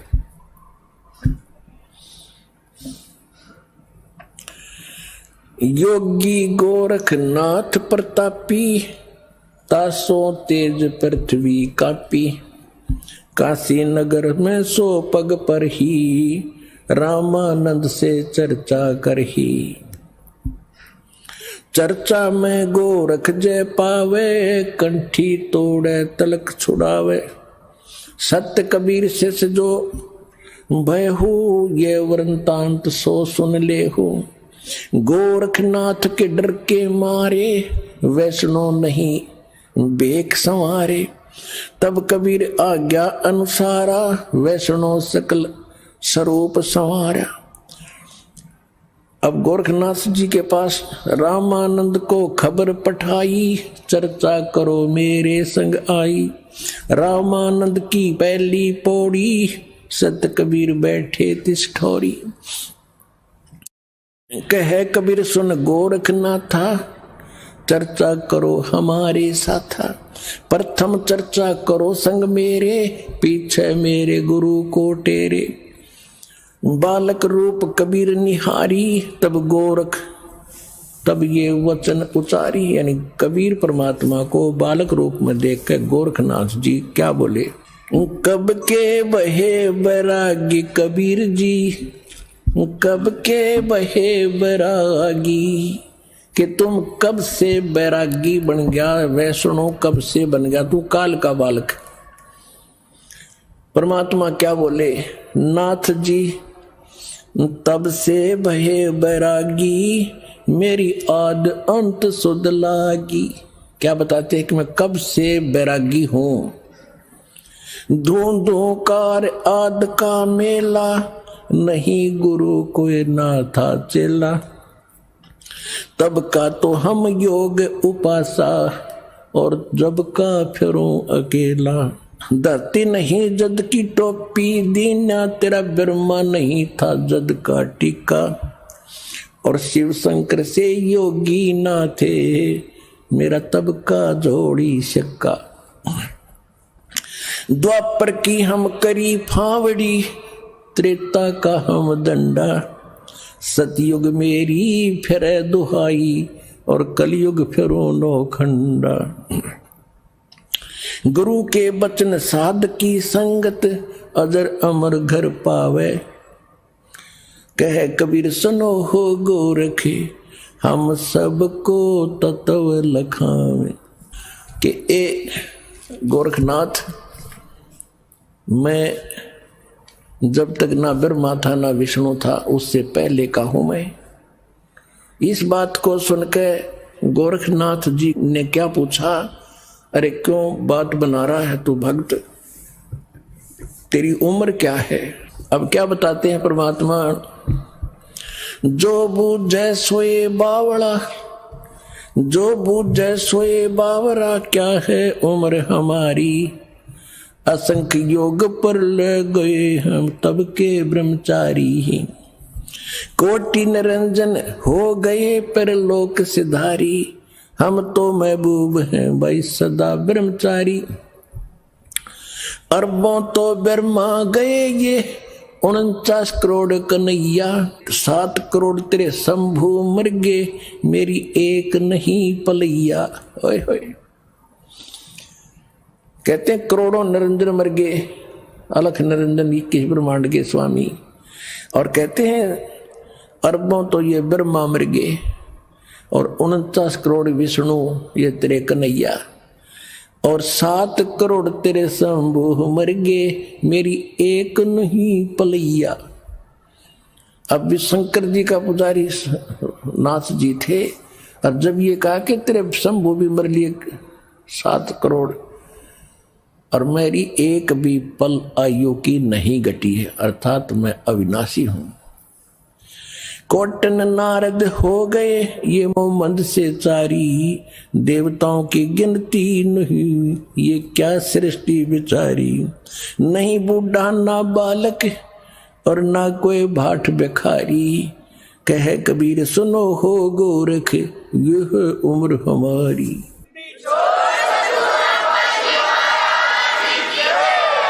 अब गोरखनाथ जी ने सोचा भाई ये तो घनी घनी बात बना हुआ है ये बच्चा,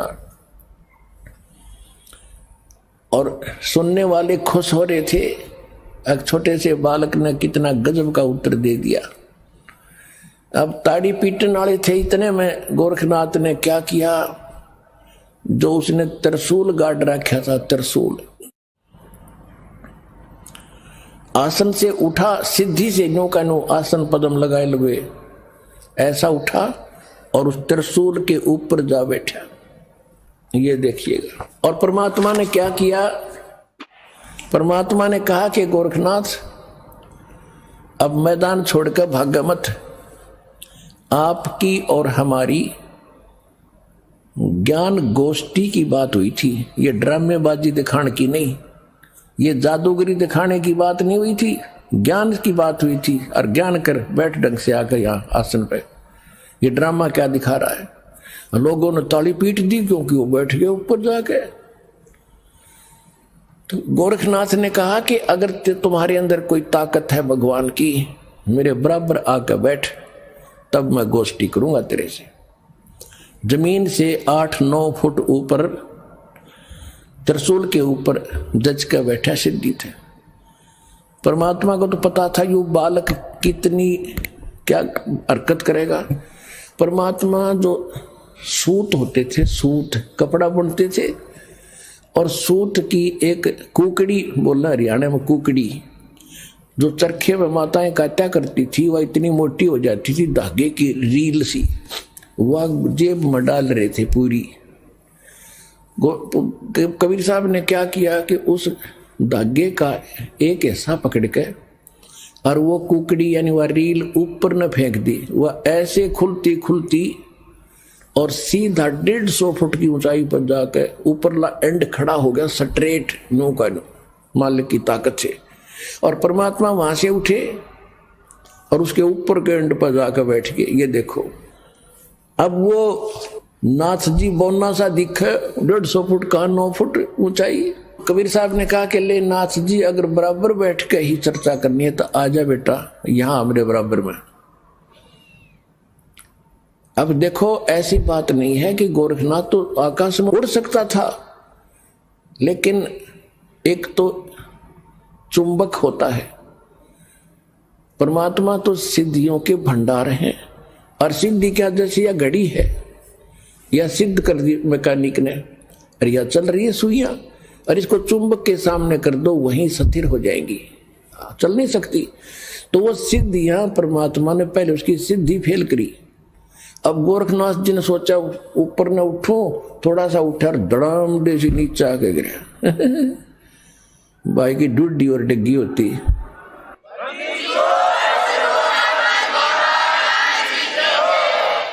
गोरखनाथ को पहली बार अपनी कोई हार महसूस हो रही थी उस जीव, पिछले जब तक वो सोजी में था।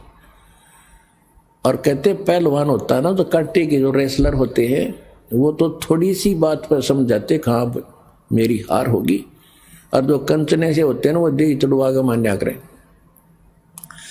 अब गोरखनाथ समझ गया कि ज्यादा बहस करने की कोई आवश्यकता नहीं, ये कोई आम व्यक्ति नहीं है। तब उसने कहा कि हे कबीर जी, आप नीचे आ जाओ, अब मैं आपसे आपका ज्ञान सुनूंगा।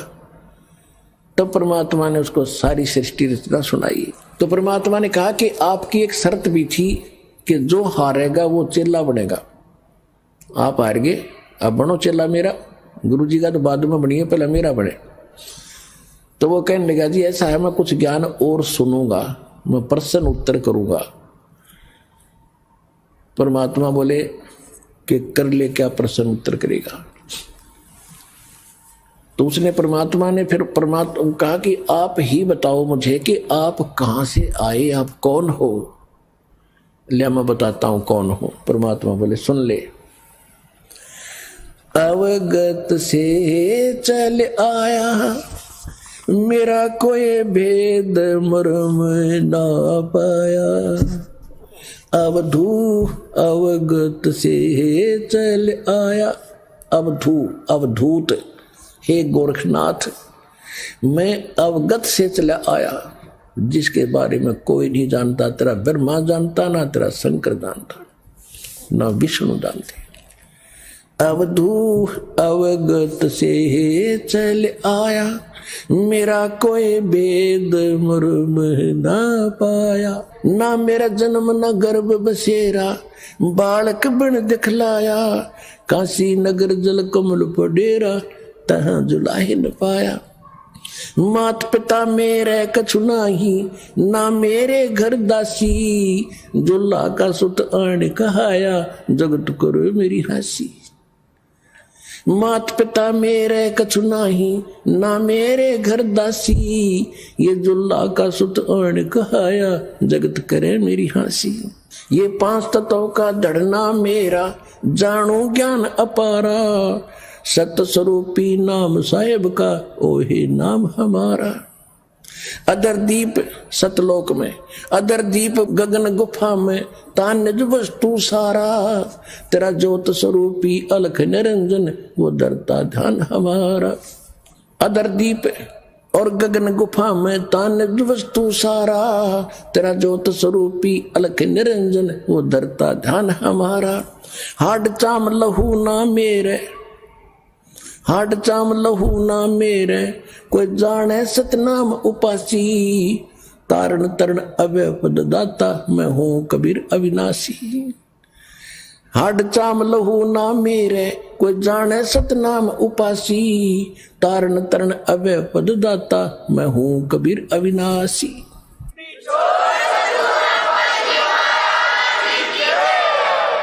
अपने आत्माओं सूक्ष्म वेद में फिर गरीबदास जी ने बताया है कि गोरखनाथ सिद्धि में भूला, यथार्थ मार्ग को छोड़कर सिद्धि में भूल गया मार्ग को। गोरखनाथ सिद्धि में भूला और टूने टामण हांडे फूला। ये मुर्दे तक को जीवित कर दे, पहाड़ को सोना बना दिया। इनको तो गरीबदास जी कहते वो मूर्ख टूने टामण करता फिरता था, उसको क्या मिला जीवन में? महिमा तो होगी पर मोक्ष रह गया।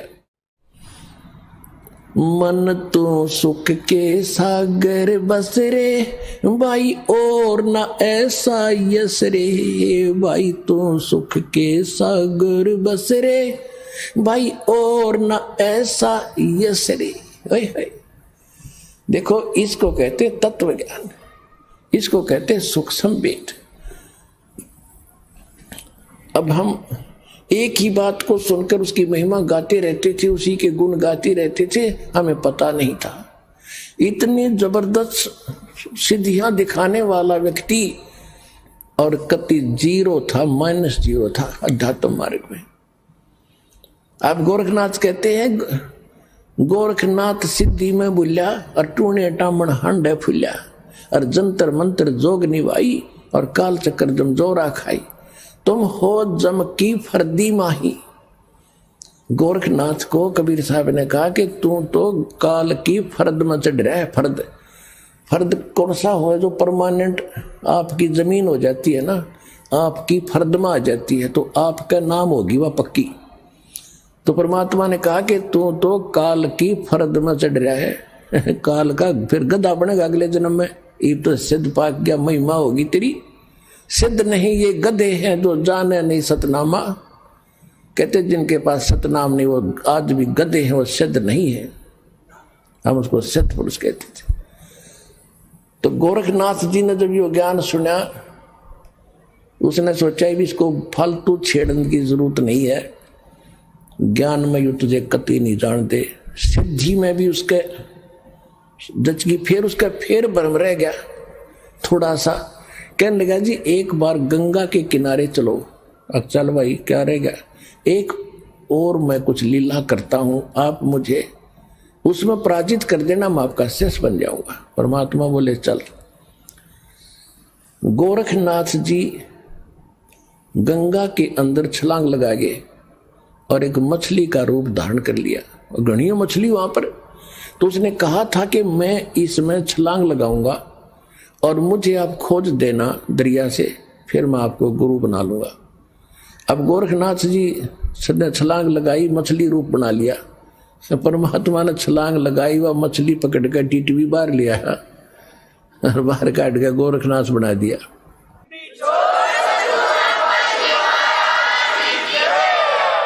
फिर गोरखनाथ चरणों में गिर गया। अपने आत्माओं देखो क्या बुरी करता काल हमारे साथ। अब भक्ति तो ये दास कराएगा आपको भगवान की दी हुई। जो सौभाग्यशाली और अच्छी तरह ज्ञान को समझेंगे वो तो सतलोक चले जाएंगे।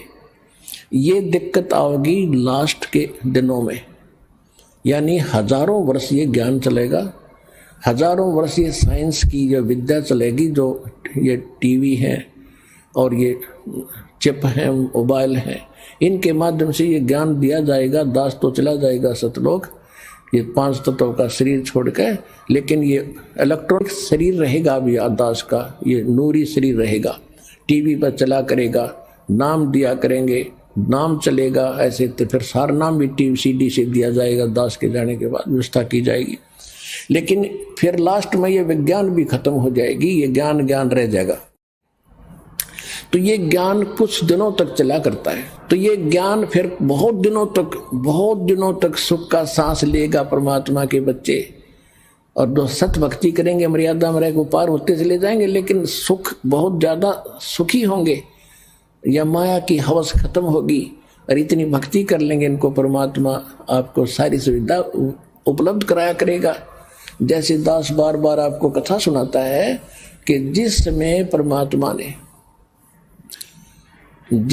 परमात्मा के नाम से झूठी चिट्ठी लिख दी थी कबीर जी के नाम से, और 18 लाख प्राणी साधु संत आगे थे। वो साधु संत कौन थे? घर छोड़कर जंगलों में अपने गुरुओं के पास भक्ति के लिए, भगवान के लिए भटक रहे थे। वो उनकी विशेष प्यारी आत्मा थी। अब वहां उन 18 लाख को 3 दिन तक झोंपड़ी में बैठे गरीब जुलाई ने, वो तो भगवान थे, लीला कर रहे थे, 3 दिन तक उनको वो भोजन खिलाया जो कभी सुना भी नहीं था उन महापुरुषों ने, भक्तों ने, साधुओं ने। और सोना की मोहर दी और 2 हरदी और छक्के हलवा पूड़ी कचौड़ी जलेबी छक छक खाओ छा बखाओ जन्म का भूखे मरे थे मेरे भुगड़े खानिए थे होते। तो उनके लिए जब ये लीला कर दी, पृथ्वी का को माल भी नहीं था, सतलोक से ला दिया जाता ने।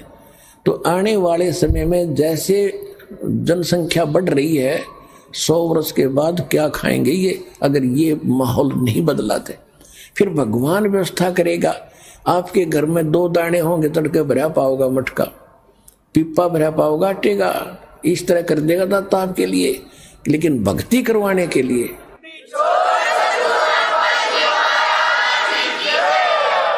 ये उनकी करेगा जो भक्ति करेंगे, और जो बकवाद चाहोगे वो अपना करते रहियो। ठीक है, जैसा भक्ति भजन करेंगे उनका लाभ मिल जाएगा, लेकिन वो उसमें से खड़ी रह जाएंगे। तो इसलिए फिर गोरखनाथ जी ने परमात्मा के चरणों में मत्था टेका, उनके शीश पे। अब देखो कितनी बढ़िया धोखा होता हमारे साथ। अब जो इस भक्ति को करके और पार हुए नहीं, देख कितना बड़ा बखेड़ा होगा उनकी जान में। कोई तो जाएगा, जैसे पूरी साधना करते हो आप, प्रथम मंत्र में गणेश जी का, विष्णु जी, लक्ष्मी का, ब्रह्मा जी, सावित्री जी का, शंकर भगवान, पार्वती का, दुर्गा जी के, ये सब नाम जाप करते हो। जो पार नहीं हुए, फिर ये आप अपने इस पुण्य की कमाई इनके लोकों में जाकर बहुत अच्छी सुविधाएं प्राप्त करके वहाँ ठाठ से देवता बनकर रहोगे। लेकिन बैंक बैलेंस भक्ति का आपका खत्म होगा। जब वहां से खत्म हो गए, फिर ओम नाम का जाप जो सतनाम के साथ आपने जाप किया वो ब्रह्म का बन जाता है। फिर ब्रह्मलोक में जाओगे, ब्रह्मलोक में हजारों युगों तक रहोगे, इतनी गजब की कमाई हो जाएगी आपकी। ब्रह्मलोक में जब पूंजी खत्म हो जाएगी, फिर आपको पृथ्वी पर पटकेंगे, पृथ्वी पर राजा बन जाओगे। कुछ सिद्ध बन जाते हैं जैसे गोरखनाथ जैसे, और फिर दुनिया में प्रसिद्ध हो जाते हैं। कर्म बिगड़ते बिगड़ते ऐसे बिगड़ जाएंगे, फिर गधे बन जाएंगे। और फिर कभी इसी युग में, ये प्राइम टाइम जो चल रहा है, 5505 वर्ष को युग बीत चुका है, उसके बाद ही दाव लगेगा। तो इस करके सावधान रहना, इस भक्ति मार्ग में विचलित ना होना। अब क्या है कि परमात्मा आए थे, ऐसे ही लीला किया करते थे। जिसमें गोरखनाथ हार गया और परमात्मा की लीला हुई, गोरखनाथ ने चरण पकड़ लिए, लाखों कई हजारों की संख्या में गोरखनाथ वाले और वैष्णो पंथ वाले परमात्मा कबीर जी के शिष्य हुए। अपनात्माओं, हमने परमात्मा की महिमा लीला कैसे भगवान माने थे। जैसे श्री कृष्ण जी ने, श्री कृष्ण और अर्जुन ने एक वेश बदलकर साधु संत का रूप बनाकर मोर ध्वज राजा के घर गए थे। जिस दिन वो अपने पुत्र को, ताम्र ध्वज को राज तिलक करना चाहता था, और उसके उपलक्ष्य में उसने एक साधु संतों को आमंत्रित कर रखा था। एक यज्ञ का अनुष्ठान था। उस यज्ञ के अंदर एक कंडीशन होती थी कि जो साधु संत खाने को मांगे वो देना पड़ेगा, नहीं तो यज्ञ नहीं मानी जाएगी।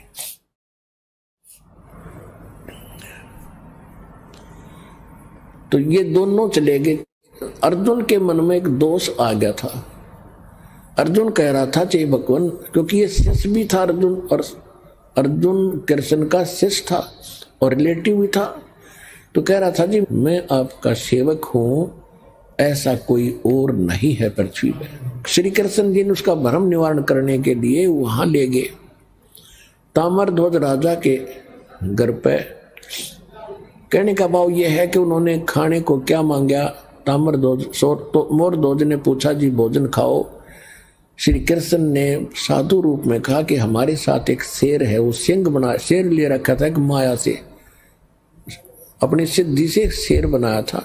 और पुण्यात्माओं कहते हैं रामकृष्ण सतगुरु सहजादे ये परमात्मा की पुण्यात्मा है। कृष्ण और राम ये इसी समय भक्ति करके ये रह गए थे अनजान, और ये बन ठगे काल के ये पुण्यात्माओं में से इनको जन्म दे दिया। अब इनकी रक्षा भी भगवान ही करता है। जब श्री कृष्ण जी ने वो माया रूपी शेर बनाया तो परमात्मा स्वयं आगे शेर रूप धारण करके कि इनकी काम बिगड़ेगा और ये गलती करेंगे और ये बेइज्जती होगी भगवान की, मेरी होगी। तो वहां जाकर उन्होंने क्या किया कि राजा ने पूछा जी क्या खाओगे भोजन। कृष्ण जी बोले कि पहले मेरे शेर को खिलाओ, फिर मैं बाद में खाया करूं। और मेरा शेर मांस बकरे का नहीं खाएगा, पशु का नहीं खाता, ये मनुष्य का खाता है, नरभक्षी है। और मनुष्य का भी सुन ले, किसी पल्लेदार को मत पकड़ लाना, आपके परिवार के घर के सदस्य का एक का मांस खाएगा, तब हम भोजन करेंगे। अब कहने का भाव ये है, इसको ज्यादा ना बढ़ाएं। आखिर में ताम्रध्वज को चीरने का आदेश मिल गया बीचों बीच। ताम्रध्वज को चीर दिया, फिर उसको जीवित कर दिया, मर गया था। और इस कारण से कृष्ण जी को भगवान मान लिया। अब परमात्मा ने कितने जीवित किए आपको कथा सुनाता हूं। एक सम्मन नाम का मनियार था, बहुत ही निर्धन गरीब थे। दोनों पति पत्नी, उसकी पत्नी का नाम नेकी था और दोनों पति पत्नी परमात्मा के शिष्य हो गए थे, कबीर भगवान के ज्ञान से परिचित हो गए थे। एक उनका लड़का था 10-12 वर्ष का, उसका नाम सेऊ था। सेऊ, शिव कहते हैं उसे, सेऊ कहा करते उसको। तो तीनों के तीनों भगवान के ज्ञान में खूब रंगे हुए थे और जहां भी वो जाते थे सम्मन और नेकी पति पत्नी चूड़ियां पहनाने के लिए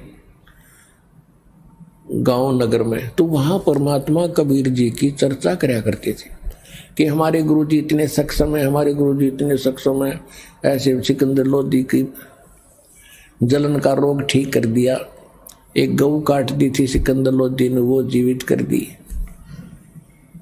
तो औरतें सुनती थी लेकिन मन में दोष रखती थी कि ये बेकार रखे गरीब आदमी, ऐसे कभी हो सकता है? अगर ऐसा होता तो ये होता वो होता, मतलब मन में अंदर दोष रखती थी, सुन अवश्य लेती थी। एक दिन क्या हुआ कि कबीर परमात्मा जी उनके घर चले गए। अचानक घर चले गए तो क्या देखा कि खाने का के लिए पूछा, 3 जने थे।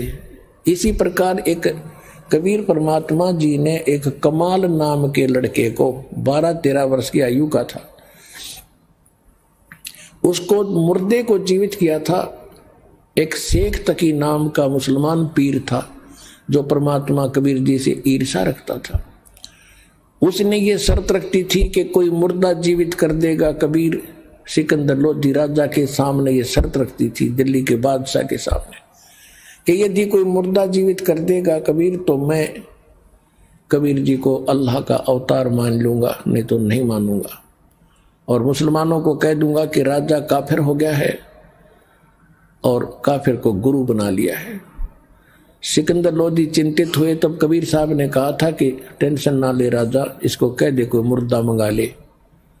परमात्मा की दया हुई, जिस दरिया के ऊपर बैठे थे ठहरे थे वहीं पर एक मुर्दा बालक, घर वालों ने उसको अंतिम संस्कार करके, मृत्यु हो चुकी थी बालक की, वो 100 भेज देते, जल प्रवाह कर दिया। कई कबीले ऐसे होते हैं जो दफनाते नहीं, जलाते भी नहीं, वो जल प्रवाह कर देते हैं। वो बच्चा मरा हुआ आ रहा था 100, तब कबीर साहब ने, सब हजारों की संख्या में सैनिक थे, अंगरक्षक थे, उस बच्चे को जीवित कर दिया था। और वो बच्चा फिर परमात्मा के साथ बालक रूप पर आ था। परमात्मा। तो सभी ने कहा था जब लड़का जीवित हो गया कि कमाल कर दिया, कमाल कर दिया, भगवान आपने कमाल कर दिया, उसका नाम कमाल रख दिया। वो बच्चा भगवान के साथ परमात्मा ने पुत्र रूप में पाला। एक दिन उस कमाल का ये भ्रम हो गया था कि मेरे जैसा सेवक भगवान आपका और नहीं। अब उसकी फड़क निकालने के लिए गोरखनाथ एक शेख फरीद,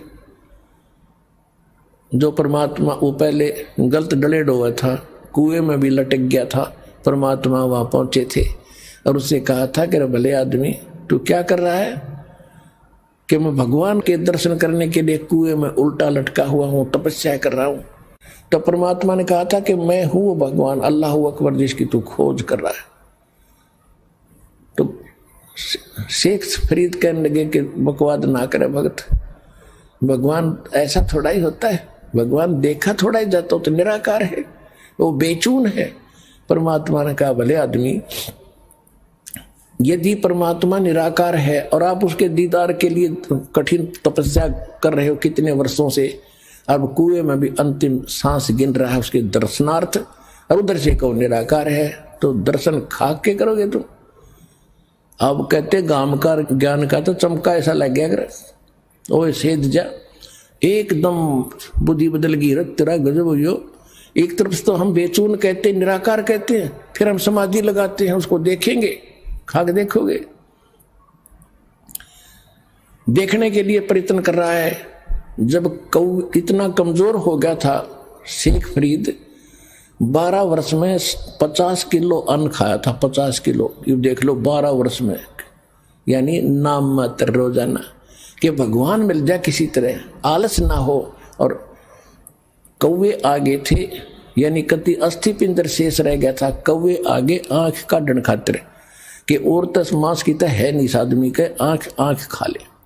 तब उसने कहा था कि हे कौव्यो, मेरे शरीर पर कहीं मांस बचा हो वो खा लो, मेरी आंख मत छूना, मैं भगवान के दर्शन करना चाहता हूं, आंखें छोड़ दे। इस डर से भाई बाहर रहूंगा तो कौवे खा जाएंगे, आंख फोड़ देंगे, दर्शन कैसे करूंगा, इस उद्देश्य से कुएं में लटक गया था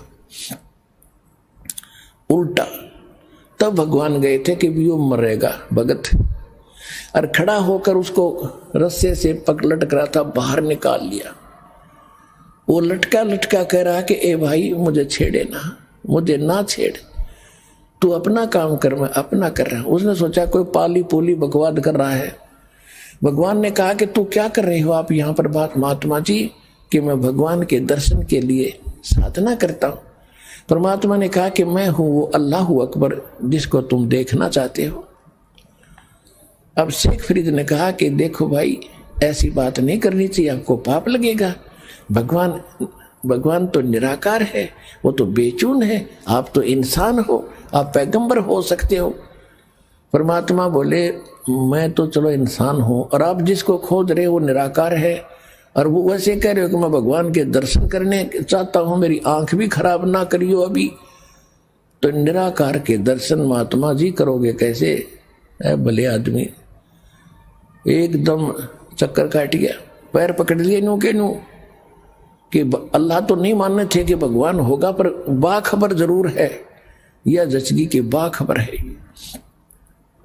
तब परमात्मा ने उसको कहा कि इस देही से क्यों दुश्मनी कर ली तूने, ढंग से रोटी खा, थोड़ी खा, घना मत खा। प्रथम अंदल संयम राखे, योग युगत सब सतगुरु भाखे। गीता अध्याय नंबर 6 के श्लोक नंबर 16 में कहा है कि हे अर्जुन, ये योग यानी भक्ति साधना न तो न खाने वाली यानी व्रत रखने वाला कति खावे नहीं भोजन, या न अधिक खाने वाले का, न ज्यादा जागने वाले का, और न ज्यादा सोने वाले का कभी सफल नहीं होता। और सूक्ष्म वेद में कहा कि प्रथम अंदर संयम रखे और योग युग सब सतगुरु भाखे, कि परमात्मा सतगुरु बताओगा सही साधना कि भोजन इतना खावे, यानी घना भी नहीं खा ले तो अंगड़ाई टूटेगा, फिर भक्ति कैसे करेगा, नींद आवेगी। और थोड़ा भी नहीं खावेगा, कदम ऐसे रीढ़ की हड्डियां मुड़ जाए, आंत इकट्ठी हो जाए, ये क्या मतलब है? यानी हिसाब का खाना खावे, संयम से खाए और भक्ति करो। तो उसके बाद वो शेख फरीद जी भगवान के साथ रहते थे, उनको सही भक्ति बताई थी। तो शेख फरीद और कमाल और साथ में भगवान तीनों पहुंच गए उस सम्मन के घर पे। और जाते जब उन्होंने देखा आज गुरुजी, और उस दिन वो चर्चा कर रहे थे, उनका लड़का विशेष आग्रह कर रहा था कि एक बार गुरुजी अपने घर आ जा। तो गांव के बच्चे यूं कहते हैं माता जी कि तुम्हारे गुरुजी तो राजाओं के घर जाते, गरीबों के कौन आवे, जब जाने तुम्हारे घर आ जा। जब देखे तुम कहते हो हमारे गुरुजी भेदभाव नहीं करते, जब जाने तेरे घर आ जाए। तो बच्चों से चिढ़ाते थे, वो बड़ा दुखी था। उस दिन चर्चा ही चल रही थी, तभी भगवान आकर वहां प्रगट हो गए। तीनों के तीनों गेट पर खड़े हैं और दौड़े दौड़े अंदर से पीछे वाली कुटिया से भागे आए आगे, और खड़े खड़े स्तब्ध रह गए कि ये क्या स्वप्न देख रहे हैं कि सचमुच भगवान है ये। गुरुजी आगे, कहीं आशा भी नहीं थी उनको। तब कमाल ने कहा कि गुरुजी को बैठने के लिए भी कहोगे, खड़े रखोगे? तब एकदम स्वप्न सा टूटा, चरणों में गिर गए, दंडवत प्रणाम किया, फिर बैठ गए। अब सम्मन काफी देर गुरुजी के पास बैठे रहे, चर्चा चलती रही। फिर कहा जी भोजन की सुनाओ। परमात्मा ने कहा भी भोजन खाएंगे, पैदल चलकर आए हैं, सभी को भूख लगी है, बेटा तैयारी करो।